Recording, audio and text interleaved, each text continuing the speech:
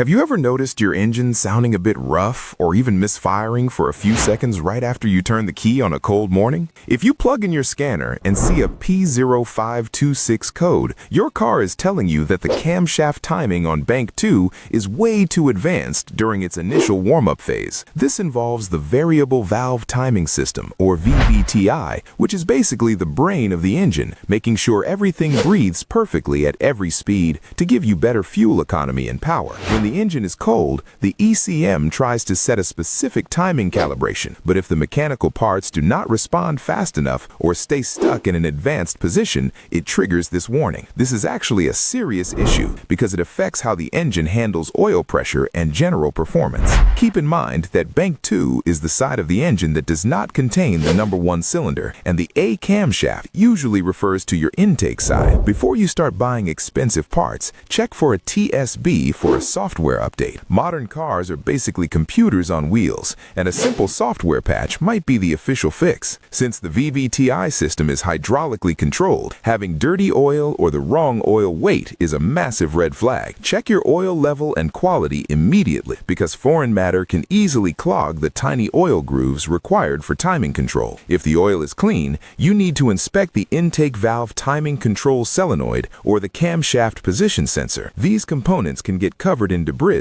or fail internally. Also, take a close look at the cold start injector harness because those wires get extremely brittle from engine heat and can crack, causing a bad connection. If you find a sensor is acting up or has a weak signal, replace it, clear the codes, and see if that cold start struggle finally goes away. Do not let this linger because poor timing can lead to massive oil consumption and much bigger mechanical headaches down the road.